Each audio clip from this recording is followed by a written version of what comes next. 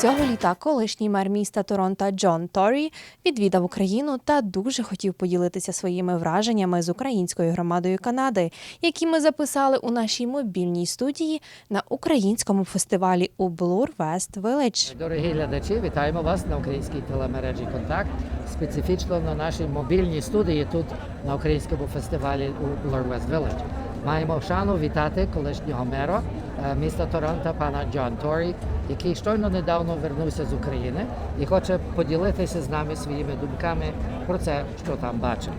So, Mayor Tory, just wanted to say that was a little introduction, saying you're a nice guy, and that we recognize you and are glad to have you here with us at the festival, and not just at the festival in general. We consider you a big friend of our Ukrainian community. Which I am. And you know, I think it's important, I hope, for people to know that, you know, when you make friends with the community and represent them as I tried to do and stand up for them as I tried to do, that doesn't stop when you finish being mayor. And so in my case, my friendship with the Ukrainian Canadian community and with Ukraine is real. As you know, a bit of it's in my blood. And so the message that I want to convey today is one of continuing solidarity from me, but I think it really has to extend to all of us, you know, to maintain our solidarity with Ukraine and with our Ukrainian Canadian people here in Toronto and around the country, but also with Ukrainians generally. Now, you spent a week in Ukraine, July, I understand. What would you say, what is the most poignant message that you bring back, having been there, having had the insight that some of us or many of us still don't have? Well, I think there'd be two things I would say. One is I describe my trip as both heartwarming and heartbreaking. The heartwarming part is the resilience of the Ukrainian people. I think it's hard for Torontonians, whether they be Ukrainian, Canadians or otherwise, to understand the reality, for example, because we've never experienced here, of having air raids going on at night if you live in Kiev, and worse than that in other parts of the country, especially to the east. But even where I was in Kiev, and we were in the surrounding towns around Kiev, 3 of the 6 nights I was there, we had to leave the hotel rooms, get dressed, and go to the subway and stay there for 2 or 3 hours. And these are real air raids that are happening with cruise missiles and drones, and this is what people are experiencing there. Also, by the same token, I don't think people have any conception of going, as I did, to see in the towns that would be like Markham and Woodbridge around Toronto, towns that close to Kiev where you have mass graves, where you have evidence of atrocities committed against women and children. You have schools that are bombed out where they literally launched missiles and machine guns against schools. And I think that ties into the second message. And that part is the heartbreaking part. But the second message that's really important right now, Yuri, is it is no time to back away in any way, shape, or form from our solidarity with Ukraine. I hear these people in the United States and a few even in Canada saying, well, should we be continuing with this? It's costing a lot of money and so on. What price do you place on freedom and on an invasion taking place into a democratic country to try and then have that country subject to the kind of authoritarian rule of Mr. Putin? I mean, it's just wrong, and we shouldn't have let Crimea happen in 2014, and we certainly shouldn't now in any way question the solidarity of the West, including Canada and the United States, to stand with Ukraine, with the Ukrainian people, and help these brave people to see this through. Now, what kind of a reaction to this war do you see in the hearts of Ukrainian people when you were there? Were you able to... I talked to mothers standing in front of the graves of their sons with the picture of the young son, might have been 25 years old, who had been killed in action. I talked to people in Bucha, the village or town not far from Kiev. It's like a suburb almost. And they had relatives because many women and children were slaughtered by the Russians. And, they were strong and they were resilient, and they were saying, notwithstanding what happened to them and to their towns and to their sons and daughters and children, I went there's a wall there where they have the names of all the people who died. And it's a wall that's like a half a block long, little square for everybody that died, hundreds of squares. And people on there, I looked at them all to try and find the youngest I found was 4 years old, and the oldest was over 90. But they sort of take that, yes, it's tragic and they're grieving, but they're also saying, no, we now have to sort of make sure that they didn't die in vain. And so that was the overwhelming message that I saw, which was one of people who were brave, who were strong, who were resilient, and that's why we can't give up on them.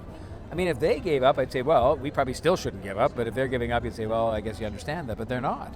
And so if I came away with one thing, it was the strength of people to stand up for freedom, to stand up for their country, to stand up for all of us who believe in democracy and liberty and freedom, and that we have to stand with them. Mr. Tory, you mentioned that you are strength. On the other hand, you mentioned the conceivable equivocation, let's say, of the United States, for example.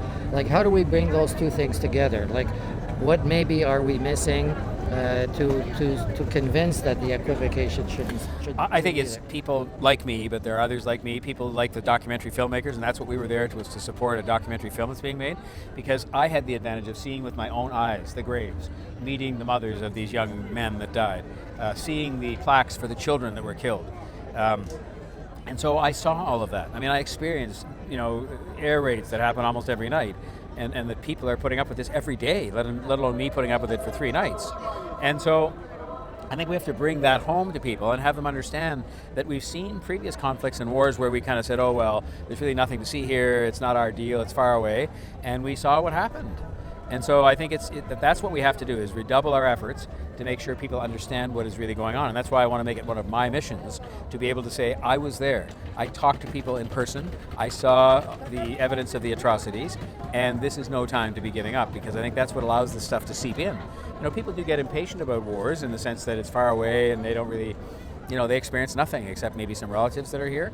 So I think what we have to do is bring it home to them to say, no, this is the time to stay the course for democracy, not just for Ukraine, but for democracy and for freedom. Because once you let that go, if you just hand him a victory, what's next? Is it Lithuania or Estonia, or what is next? And I'm not a hard liner on things like that, but I am certainly a fervent supporter of defending what we have in terms of the countries that know democracy and freedom like we do. And we're spoiled here in the sense that, how many air raids have happened in North America? 9/11 was a terrible tragedy, but I mean, other than that, we haven't had much of that kind of thing go on here. So you can live in a certain way in splendid isolation and sort of say, oh, well, that's far away. Well, it's not far away. It's us, and it's our people here, this wonderful community here. People all have relatives and friends who are experiencing this firsthand. They were telling me when I was there, some of the, there's Ukrainians, and even in the armed forces of Ukraine, that have Russian background, and they would phone their relatives back in Russia and say, well, they're bombing every night, and they're coming into our towns and shooting up the schools and shooting missiles at the schools, and the often elderly people back in Russia would say, no, that's not happening. None of that is happening. They say, of course it's happening. I'm here. I'm seeing it with my own eyes. But this is the propaganda machine that is Russia that would say none of this is really happening. It's some war for righteousness they're carrying on, which is ridiculous. Now, you've been to our festival, and you're here today. Are we doing the right thing at our end? Is there anything more that we can do other than highlighting some of the movies and I think exhibits? you can't take a festival and turn it into a political rally. So I get the fact that you can't have endless speeches from the stage about the war and have people brought in here from Ukraine to testify, as I would, about what's happening and so on.